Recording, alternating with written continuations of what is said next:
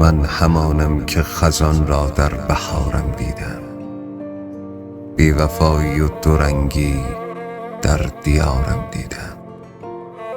از جفای دشمنان هرگز نمی رنجم ز بس، زخم‌های بیشمار از دست یارم دیدم.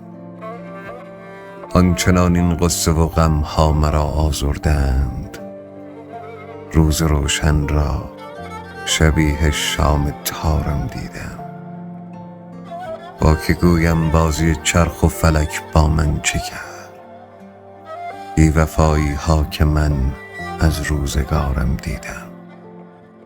چون درختی از هجوم وحشی طوفان و باد، زیر پاهایم شکسته شاخسارم دیدم. پیش چشم دیگران گاهی میان خنده ها، من فراوان گریه بی اختیارم دیدم. نام خود را در غزل نامیدم سنگ سبو، چون دگر غارت زده صبر و قرارم دیدم.